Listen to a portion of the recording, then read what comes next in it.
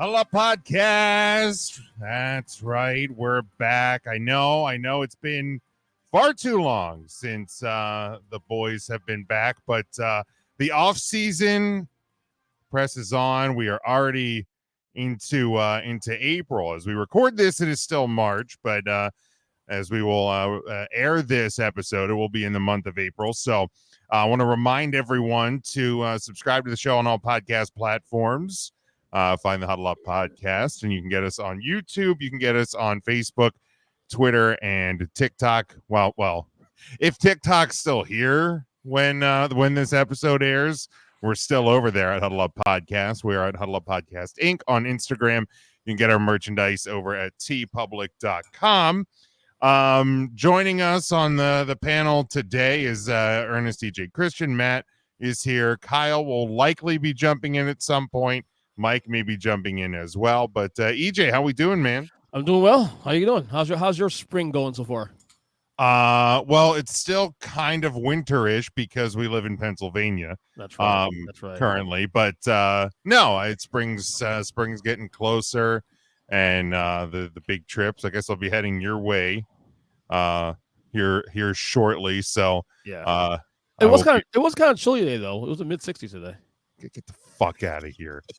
I think the wind chill. Yeah, I don't know if it. I honestly, I didn't even go outside today. Went to the pool. I don't know what the temperature actually was today, but yesterday the wind chill was in like the low 30s. So went to the pool. No cloud in sight. Oh, you're a dickhead. You know, Matt, how we doing? Part for the course. Doing well. I actually prefer the cold, so I'm fine this week. Last week when it got up into the 70s, I was like, nope, not yet. Go away. So. It's got to find that like middle ground. No wonder you're so ornery. That makes sense now, Matt.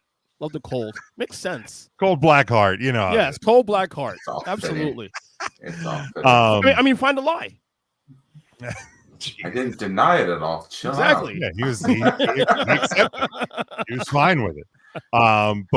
Yeah, so today on this episode, we're going to talk about college football and the college football playoff and some of the changes that are coming down the way.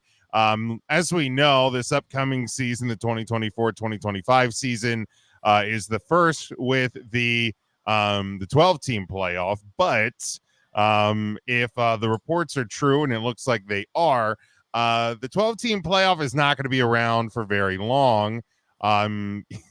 Even as far back as about 2 or 3 weeks ago, at recording time, there was talks that they were already looking at expanding to a 14 team playoff. But today, on March the 19th, it was revealed by Ross Denlinger of Yahoo Sports that the college football playoff and ESPN have agreed on a new contract. It'll be a 6-year contract extension through the 2031 playoff. It will pay out $1.3 billion annually, which is approximately 3 times the current 4-team TV contract. So the number is not only is the number of teams expanding, the dollar amount, of course, is expanding as well. The format will be finalized later. A 4-team, the 4 major conference champions and the highest group 5 champion will earn an automatic bid in any format, no matter what happens. Notre Dame will have some sort of a automatic bid depending on ranking. The determined ranking will be broken down and figured out whenever the format gets itself figured out. So let's kind of start there, because I know there's been a lot of talk. I mean, even in this 12-team format, we know that the Big Four conference champions will get the automatic bids, and there'll be a group of 5 that'll get an automatic bid.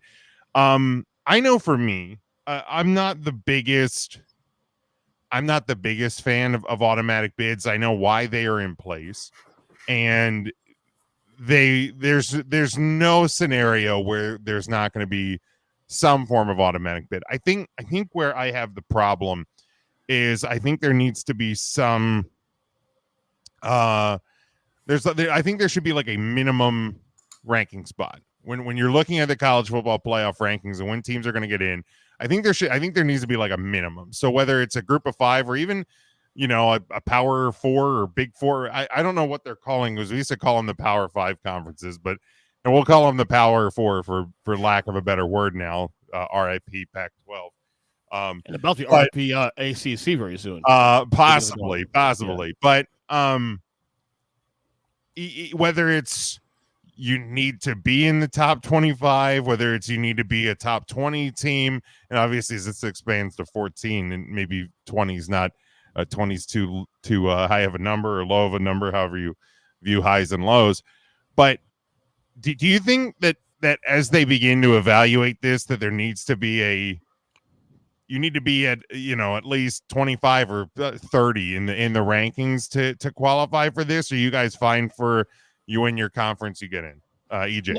No, I'm okay with the rankings on the point, but any system that leaves on the field, I'm okay with. If you earn the spot in the conference championship game and you beat X team in the conference championship game, that you should be automatically allowed to be into the dance and discussion. Anything that is, as long as it's one on the field and less about the computers, less about the rankings, I'm okay with that. All right, Matt. Yeah, I think, I understand the point you're making, but it's very unlikely that I think an undeserving team would make it in. I think that really the only example that we can point to, and it hasn't happened, is just how a very overrated Iowa team always makes it to the Big Ten championship, gets embarrassed, and then that's that. So even in those instances, if they would pull the upset, I still think, to your point, they probably would have a top 20, 25 ranking anyway. So unless the goal is to say you have to win your conference and also be in a position that you would have possibly made it otherwise, so like a top 15, then I think that would have to be the limitation, but I don't see them doing that. Yeah, because I know, like, for example, Liberty this year, I don't even think, because they would have been the highest ranked Group 5 champion. I don't think they were even in the top 25 at time of the bowl game determinations. I thought they were maybe the bottom 20. I thought they had just snuck in. Yeah, I thought the bottom 20, something like that. But but they were kind of teetering on that edge, and so like when I look at it and I see that, like, that's the team that probably brings, unfortunately that's the group that's always going to have the concern. And student of the game, Kyle Nash, hopping in with us. How we doing, my guy? Hey, glad to be able to jump in. Got a little thrown off from recording stuff for the Student of the Game podcast. Bing! But listen, this is what happens when you have TV guys and radio guys from all over the country coming on to the show here on the Huddle Up Incorporated Network. It's the most popular place to be, especially in the off season, is that Student of the Game podcast. Some exciting stuff coming out week by week. So make sure you're subscribed over there as well. So, yes, we actually regularly talk NBA. How about that? I'm proud of you, kid. no longer third language, remember? Second language. Something that like rarely gets done on this feed, although we did get a and one recently for the first time in about 84 years. That should be motivation for Matt to get his ass. I do plan to record this weekend, but it's crazy that you have a basketball podcast when baseball is apparently your first love. Learn something new every day. That's true. And I'm shocked he came to this episode because he doesn't believe college football is actually not a sport. The Mets season is over anyway, gentlemen. That's probably we know this, right? I knew this. I knew it was in October. The Mets New Year's season ends when the calendar turns. It's funny that we'll all have that one team we root for in whatever sport it is. That's like fuck every time, dude. That's the one team that just gives me, that's the one team. The Mets are that team for me. Speaking of that, props to EJ Christian for not dropping F-bombs on his most recent appearance at the Student of the Game podcast 3 weeks ago. You're welcome. That may be one of the most impressive things I've seen this year. Is, yeah. I aim to make you proud, Kyle. I don't know about like, but usually when he's on there, he's like, well, I'm not going to swear today. And then like 5 minutes later, he's like, fuck, goddamn shit. Oh no. And it just goes away from there. So I'm not gonna swear. Hey, EJ, welcome to the show. How the fuck are you? Well, not wrong. He ain't lying. But yeah, so back to the point about the rankings, and like I said, I don't, it's not I'm not picking on the group of 5 teams when I'm talking about my hope or desire that will probably never come to fruition of having a minimum ranking position to get in on even a reimagined college football playoff. But there has been instances of years where there's you have to go back into the BCS era to talk about a bad, no offense, EJ, Florida State team that ended up in an Orange Bowl. Or if you get one of those wild upsets in a conference title game, like those sort of anomalies may happen. I personally, for me, I'd like to. I would love to see it happen where you just kind of have that mark, like even if you expand the final ranking or the rankings to 30 spots, you got to be in the 30 to get in the dance or something. But would that require like having reform in conference reform all the way through? I don't think that's accurate. And by the way, as a side note, my understanding was you had to be ranked to get the spot, which to the group of 5's credit, whether it's legit or there's some committee work involved, right, so to speak, that seems to have happened consistently, is that we've had somebody from the GO5 that gets in there, be it, previously a UCF or a Cincinnati, or who was the hot thing this year that Pat McAfee was all excited about until they lost a game? James Madison, yeah. So there's regularly somebody from the American specifically often that fills that gap. So I don't think we're at threat for that minimum ranking piece to be an issue in a particular year, unless the group of 5s are having a horrible time. I don't see that happening yet. I think there's still enough solid players in that part of the competition realm to achieve that goal. I think it's a reasonable thing to ask for. I don't think you need to expand it to 30. But let's put it this way. The people who were crying, aka Knowlers, specifically EJ. Oh crap! I don't have my soundboard up. I can't play Steve Perry. I'll own it. I mean, I would try to find my board, but it would be too much of a journey in this setting. Anyway, that was good. But this certainly cleans that up, and it gives us a better chance of the Carnell Jones anomaly that we saw in the first year of the college football playoff. So there's some there. Now granted, if the ACC dies, and Notre Dame is actually forced to join a real conference, that's a separate conversation. But, I tell you, the ACC is on the way now. Clemson's suing the conference now. I tried to tell you fools, but you would not listen that the ACC was going to die. Yeah, I mean, it doesn't look great for the ACC. Maybe the smoldering remains of the Pac-12 will reform into another congealed mass that doesn't actually mean anything in the long run. But looking at the financial breakdown of the new contract that was agreed on today, the Big Ten and the SEC will earn approximately 58% of the base distribution at 29% each, which would be around $700 million a year. The ACC, while it still exists, will earn around 17%, which will be around in the $400 million range. Big 12 will earn around almost 15%, which would be in like the $350 to $400 million range.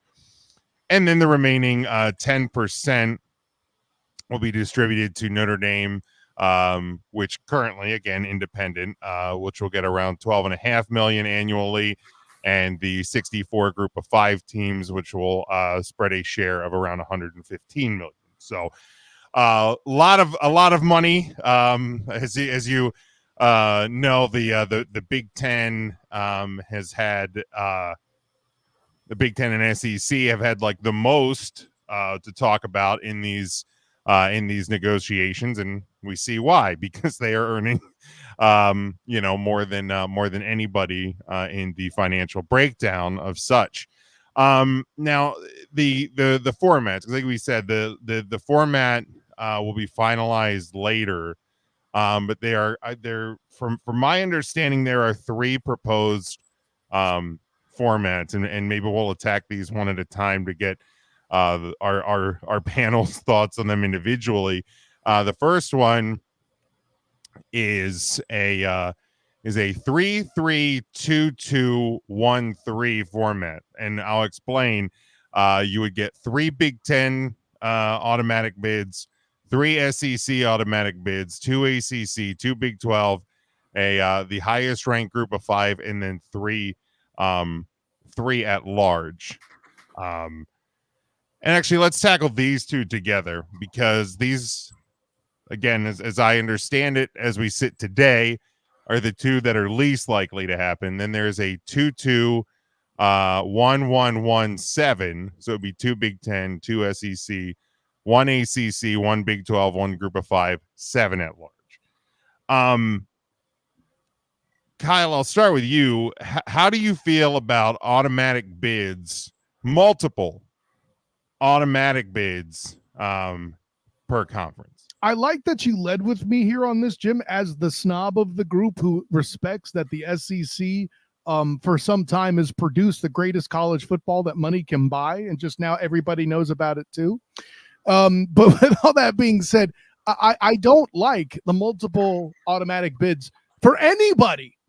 Now, granted, all they'll do is formalize what will probably happen anyway, in that SEC teams will make repeat SEC or Big Ten teams, I should say, will make repeat appearances just as at-large teams. Like, when the inevitable happens, Notre Dame making it in the Big Ten bracket is certainly, I think, more inevitable than fact. Funny. Yeah, it is. But no, but listen, joking aside, like, you hear what I'm saying with the SEC and Big Ten being the most likely culprits, right? If Ohio or Michigan, your Wolverines, by the way, Jim, make it in, allegedly, it's only possible that the Buckeyes or somebody else will follow. Maybe Coach Franklin will finally win a big game. Who knows? But see, you wave your head no to that, Jim. But then you also just may think it's just as impossible for the Irish to be in a conference. I'm just saying. What, you're not moved by UMass getting some of that MAC shit? What is? I don't know what's more improbable: Notre Dame joining a conference, or James Franklin finally figuring out how to win the big game. Hey, listen, I believe in money talking more than the Irish. Jim, Coach Franklin's just kind of out of control. That's true. Matt, how do you feel about multiple automatic bids per conference? I think the first number you laid out, where there were the uneven ones, kind of confused me a bit. I understand that, like Kyle alluded to, the SEC has kind of reigned supreme in college football recently, but at the same time, there's bound to be that down year where we're struggling to find who that third team is going to be. It hasn't happened often, obviously, but for the sake of competitive football, I think to give that many automatic bids to any conference would be a mistake. I'm fine with some of the conferences having 2, but even that, I feel like, again, might put limitations on the standard of competition that you're getting when it comes time to play. Like, the balls of the committee to, like, just openly say we're doing this, when again, it's all but inevitable it would happen that way anyway, that the SEC and the Big Ten would get multiple bids, is just flabbergasting to me. It's a real show of where we are as a sport with college football, that they could just, like, proverbially flop it on the table and say, suck it, here's these automatic bids. Yeah, pretty much. EJ, same question. Not a fan. One bid per conference. Look, if you may have a scenario where you'll have like 3 or 4 teams in the SEC who might be deserving getting in. Who knows? This how the season plays out. Yeah. So they'll never be better than FSU. I know that. Right. And shut up. And having 14, 14 spots now opens that door. So they'll need to have more than one. Keep it as is. Make the conference championship more special in that way. So no, one's enough. Yeah, I'm the panelist that's talking about putting, minimum rankings on teams, even if they are a conference champion, to qualify. So it's Right. going to come as no surprise to anybody that I am very much against the idea of multiple automatic bids. I mean, because again, like let's be fair, more times than not, especially when you are talking about the Big Ten, especially moving forward with the addition of some of the teams that are coming over, the SEC with some of the teams that are coming over from, with the addition of Texas and Oklahoma. Like, at least right now, you're likely going to have 2, 3, sometimes maybe 4 in a situation, especially when we get to the realm where we're talking about the most likely format that you may end up with 14. Right. And I think also one bid also too, it makes the conference championship more special. Sure. When you do automatic bids through multiple conferences, now you're watering down the conference itself. You don't need to do that. Well, maybe not the conference play altogether, EJ, but certainly the championship game, such that it is. And absolutely. Listen, as somebody who's had the opportunity to cover conference championship games, be it with the Black and Gold Banneret, bing, or any of my other outlets as such, covering UCF, those games are electric. And that was, air quotes, just the American. So, I mean, by the way, I feel like this is a relevant question here as we have one alleged Irish fan and 2 Irish fans on the panel. Well, 3 if you count EJ. But I joke about the Irish joining a committee, but A, I think the money will make that happen. And B, if there are multiple automatic bids for a conference and they could A, get more money, and B, be part of that automatic bid conversation, would that not increase the likelihood of the Irish joining the Big Ten such that it is? I mean, they're already doing business with NBC, are they not? They are. So they have their NBC TV contract, which they just extended again this year. And again, the Big Ten, by the way, I was unclear what I said. I meant both those parties. Yes, both do. This was year 1 of the Big Ten's deal. Like I said, Notre Dame extended their contract with NBC. And I mean, so as an independent, they'd be getting $12.5 million guaranteed. Plus, if they do make the playoff, then there'd be some sort of financial benefit from that, similar to like when NFL teams make playoffs, make Super Bowl, things like that. They get some sort of a benefit. So Notre Dame would get that if they get in. They get $12.5 million even if they don't qualify. So what that ends up breaking down for each team across other conferences. I mean, obviously the Big Ten and SEC, likely those teams are going to be earning more. 21 million is the number I hear thrown around. Yeah. So, I mean, if Notre Dame gets in, which, that's obviously the goal every year is to get into the playoff. Is it just as financially, equitable for Notre Dame to just stay independent and control, kind of control their environment? Again, you're never gonna get a conference championship. You're never gonna get a bye in the opening round. But chances are, if you were in a position to where you would have gotten a bye, you're going to be the 5 seed. You're going to be hosting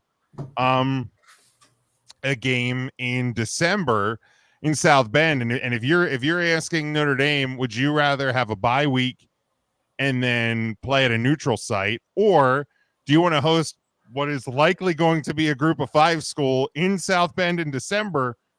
I feel like Notre Dame is probably going to take the home field advantage and run with it. Because you're gonna have to, in a postseason world, you're gonna have to win 4 games either way, either a conference championship and 3 playoff games with the bye, or Notre Dame would have to win 4 playoff games. So I'm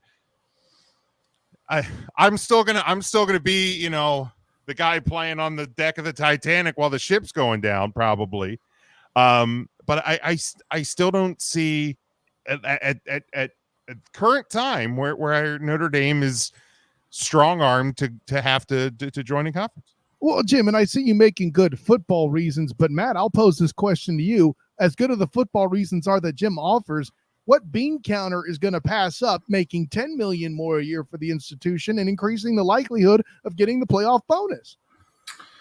Yeah, I think that with that comes the level of freedom that Notre Dame's always had to kind of negotiate the contracts the way they do and not be tied to splitting the pot as opposed to being able to go into business for themselves. And that's probably where a lot of the hesitancy comes. And I think that that's why they ultimately will maintain that independence. I won't say, obviously never say never, but I haven't seen a real compelling argument now. I mean, granted, $10 million is nothing to sneeze at, but when you're talking about programs such as these, it's not, I think, going to be enough to make them change the way they've done business. Well, I'll put it this way: with the price of securing elite players ever increasing, no, I think that's a bigger factor than we're allowing for. It is, but at the same time, I think the alumni at Notre Dame have pretty deep pockets, and I just don't think that they've been tapped to as much yet, and they haven't probably seen the return of investment that they would be willing to. If we see that moving forward, I think you'll see the checkbooks open up a little bit more. No, I mean, I appreciate your points of view. I'm not here to say they're wrong. Well, but I mean, as the sole Notre Dame fan on the panel, I appreciate you. That's good. Fuck you, buddy. He's not wrong though. He is wrong. So I did the quick math. I can't remember where can't remember where Arizona was going. But looking now. where are they going? They're the Big 12 now. Okay. Are they? It will be on July 1st. Yeah. Okay. This year. Okay. Yeah. Matter of fact, I believe no, they're going to Arizona State, I should say, not Arizona. UCF travels to Arizona State next year. Also, Colorado coming to the Bounce House here in Orlando. Looking forward to being there for that game for the Black and Gold Banneret. Yes. That is correct. Mikey B joining us. Mikey B, how we doing, my dude? I just went 7 rounds with an all-you-can-eat buffet. Oh, dang! Who won?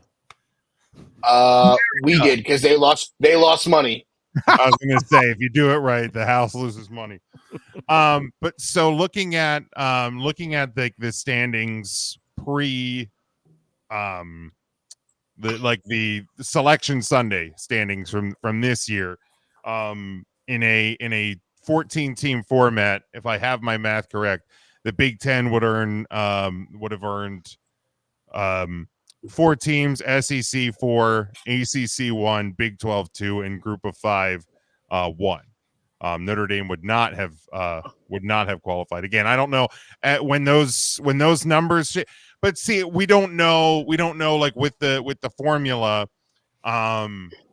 where what like Notre Dame would earn a spot based on their ranking. So we don't know what that ranking will be.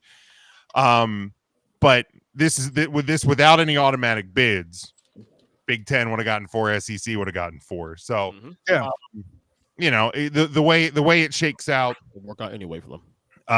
The proposed formats, I don't like either of those first two.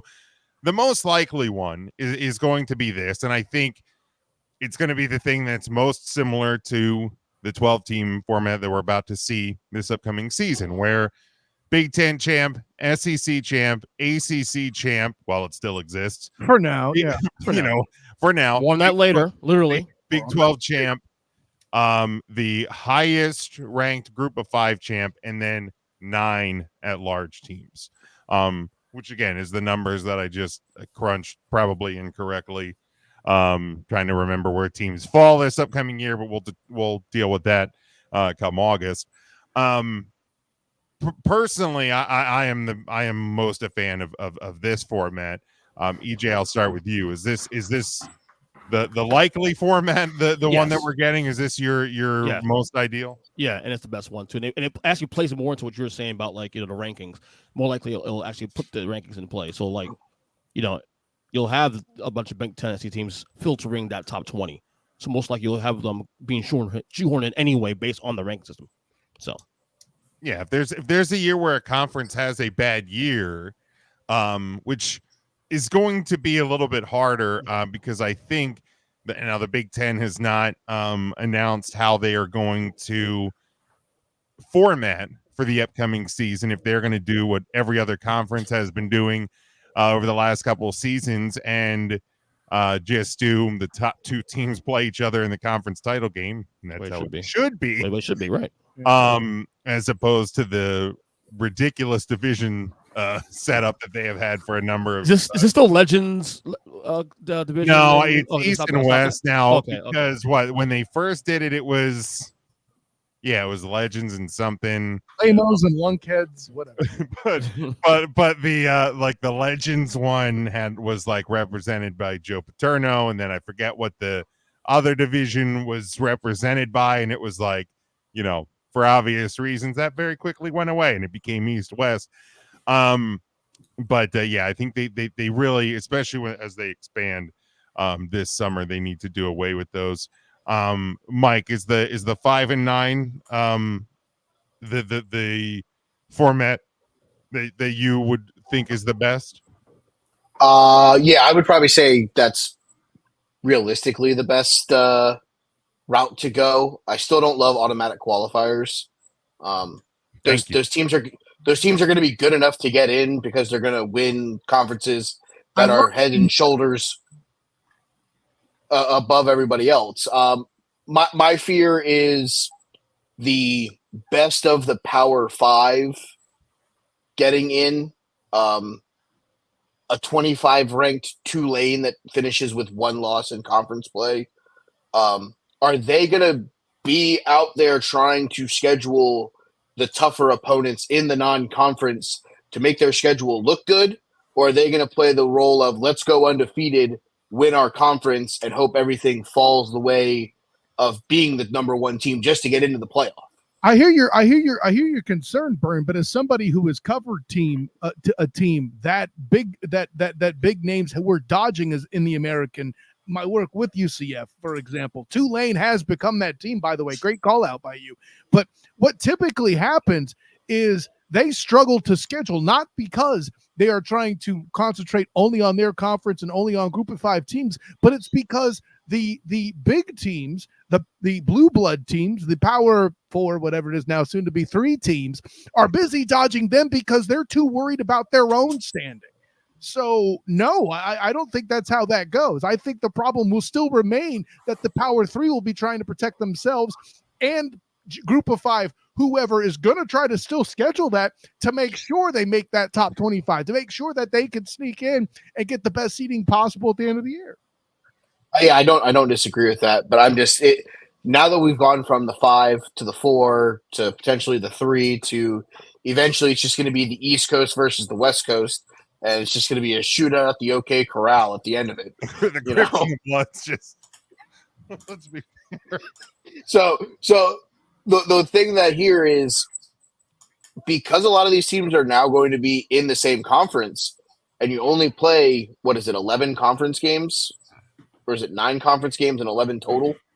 I think it's usually 9 and then 3 out of conference. But again, as things expand, as big as these conferences are getting, are teams going to play out of conference games? Are these Big 4 going to even be playing Americans and Sun Belts? Is Alabama going to get its Week 14 tune-up with McNeese State before they play Auburn? Is South Carolina going to get to lose to Coastal Carolina on a neutral site in Charlotte or something before they have to play North Carolina? I don't know. Who knows? What are we doing? It's a whole bunch of craziness. I think the 9 and 5 is probably the best format. I would just do away with automatic qualifiers because the champion of those conferences are automatically going to be in, because there's no way that a number 1 SEC champion is not going to finish somewhere in the top 4, no matter what year of football it is. By the way, are we even talking about multiple qualifiers at all? Because the states of the Pac-12 and ACC respectively, like, was the assumption to just reassign those bids to the Big Ten and SEC? Like, I mean, it's kind of how it almost looked. But I mean, even this year, where I mean, the ACC was just pretty much an unmitigated disaster. You still had one team that would have qualified. So I don't. Yeah, again, Mike and I speak the same language that like the champions are likely going to be in a position, but again, when you're negotiating these deals, the even the doofus in the corner with the dunce cap, and that's dunce. Somehow you work an A and an extra C in there.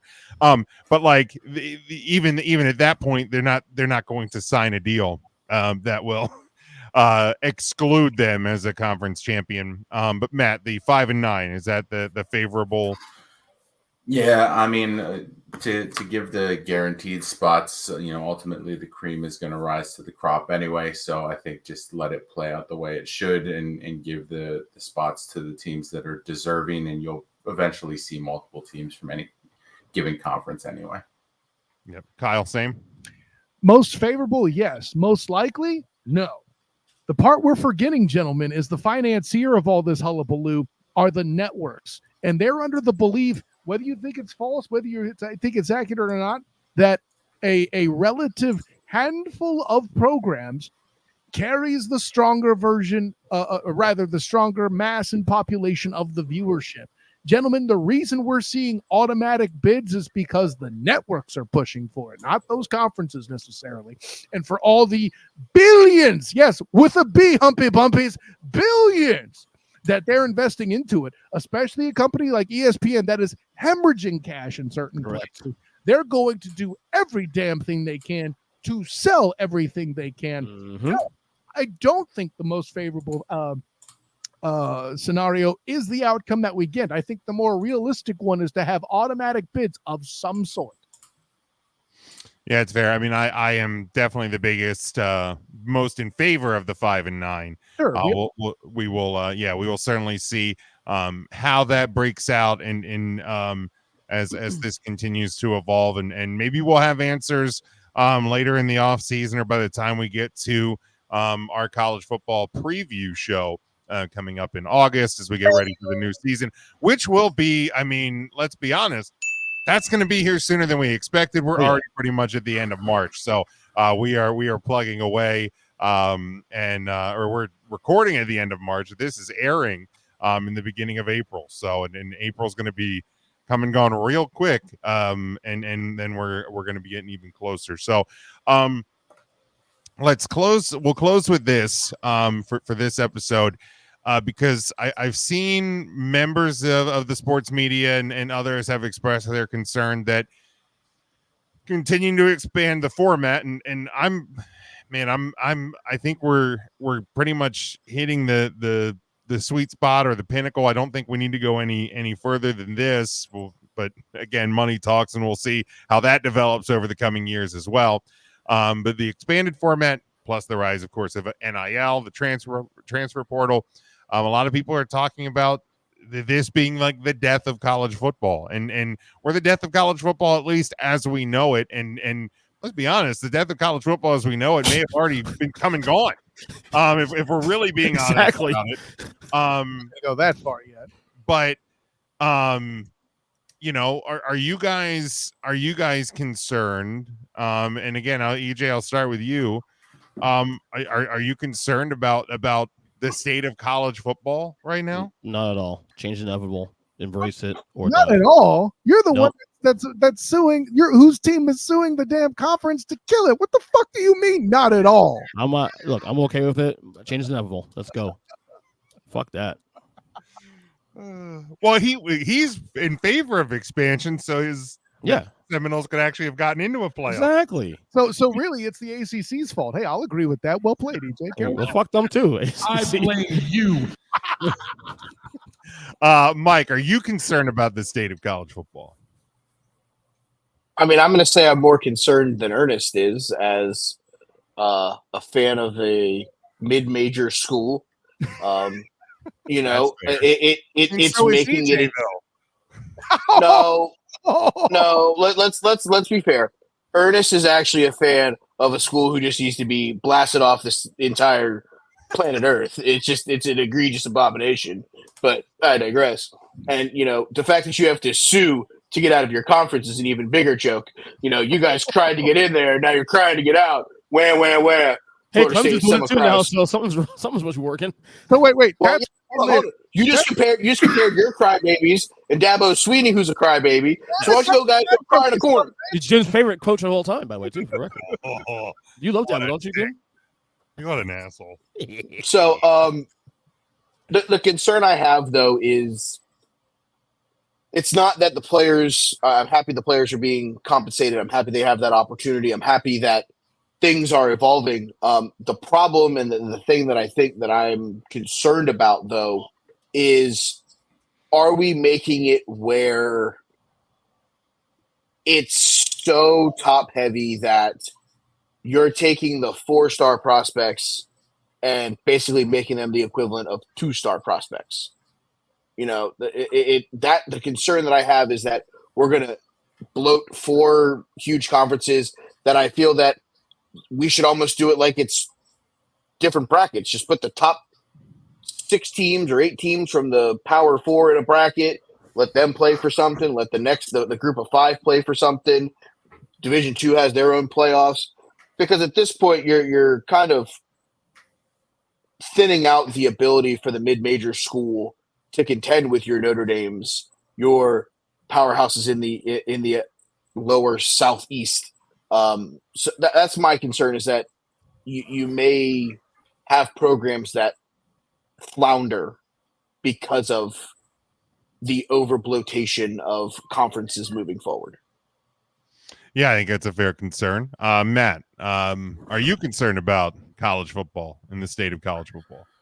No, just because I think that given the success we've seen from a financial and monetary standpoint, that the sport itself will always be safe. Obviously with the moving around to different conferences, I think that, for people who are, big fans of different conferences, then there would be cause for concern. But again, as the lone Notre Dame fan on the panel and supporting a school that's never been in a conference, that's not really a concern for me. Wow. By the way, I'm sorry to hear about the head trauma that made you forget about the 2020 season, where you were, in fact, temporarily. We all forget about 2020. Yeah. At least we try to. I pay a therapist a good amount of money to try to forget about things like that. We were all traumatized. I even had to teach a semester at kindergarten, for Christ's sake. I get it, but listen, yeah, Matt knows that pain, I'm sure. Hell, Burn, I'm sure you know that pain. EJ, well, your kids kick your ass so much, you're practically like they're school bullies anyway. So adjustment there. Way out of line. Way out of line. That's not a line, buddy. But I tried to tell you, but you wouldn't listen. Anyways, What the fuck happened? all that. I want to know. With that being said, I am concerned about college football, but only with a different anomaly that is on the horizon. Mikey Byrne, you're concerned about top-heavy stuff coming to pass. Frankly, NIL roots that out, because a backup player in the SEC was still getting something, air quotes, under the table in the previous thing, allegedly. Now they could get paid allegedly and play and get film, which is the real goal of prospects of that level, right? Look at how many guys have transferred out of one place and to another. Listen, I have no idea how your Coastal Carolina Chanticleers managed to keep Grayson McCall so long, right? But had he left, they probably would have just snagged a backup that was trying to get, some sort of money and playing time that didn't get it. Mid-major programs snag quarterbacks from major programs all the time. Look at Tommy Castellanos out of UCF going to BC, a major school going to a mid-major. It's such an example right there. A team that FSU beat only by 1. Anyways, so what? You really missed me, didn't you? You really missed me, huh? Why What the fuck are you talking all the shots in. No, but I make all the jokes here to say what really concerns me is this stuff that I like to call him Charlie Brown, but I know that's not his real name. Charlie Davis, the president of the NCAA, with this subdivision concept, where they're going to be actively taking off all the barriers. People talk about the Wild Wild West. They don't know yet that they're going to be, giving as much as 30,000 per. When that ish hits the fan, when Title IX starts hitting, when the costs get so prohibitive, that is when you're mid-majors, when the sport itself will truly be impacted. And I think it may be beyond any reasonable recognition. The only way I could see that getting saved in the not scenario is if Amazon or Google or somebody like that sees an opportunity to strike hard to get into the college sports game and create an alternative to that. I mean, imagine a world where the NCAA is a viable opportunity. Yeah, I can't either. That would be why they would invest in something like the Big 12, who has so many up-and-coming schools with schools that exist in metropolitan areas and bigger TV markets, typically speaking. I mean, look at Florida. Tallahassee and Gainesville, they're not moving the map. Orlando and Tampa, though, conversely, or South Florida, I should say, not Tampa necessarily, because contrary to popular belief, Tampa isn't in South Florida. Shouts to the Bulls and UCF playing in the NIT as we record this. But that's where I get concerned, is that subdivision concept where they're tearing off the Band-Aid and going to try real, actual pay for play. That's the part that's scary. Yeah, it's there's a lot of unknown. And I think for a long time we just kind of some people loved, other people just learned to accept and or possibly appreciate the structure that was college football, with conference systems and bowl systems, and then you had the BCS, and then the playoff got here, and then things started to change. Some say for the better, others say for worse. But I think I'm not necessarily as much concerned about the future of college football as I am curious to see where we're going, because there is a lot of unknowns. And I think the next couple of years are really going to be telling for like the short term and long term future of college football. So it's going to be something that we're going to try to stay on top of and make as much sense of as we can on this show, as long as this show is around. So but that's where we're going to close her up for this episode. So let's go around the panel here. EJ, tell the people where they can follow you. EJ Christian 7 on Twitter, Podcast, and One is back on this feed too. So check it out, of course. You got one episode. Let's not call it back. Well, yet. by the time this episode airs, I'll have about 2, 3, or 4 already, buddy. So slow your ass down, buddy. We'll see. Okay? Well, I'll slow your believe ass it when down, I buddy. see it. All right. Shut your ass. Be slightly over three episodes. Wait, yeah. So this is that. Mikey B, tell him. You can follow me on Twitter at They Call Me Burn.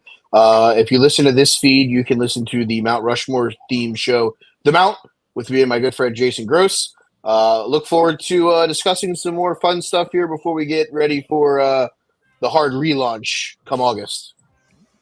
All right, Matt. Yeah, you can follow me across all platforms at Teaching to the Choir. You can hear me on Mondays on the Maximize Monday podcast, Tuesdays, Thursdays on the 3CT podcast, and twice a year, said 2 episodes on the Pitch. Never again on Earnestly Speaking podcast.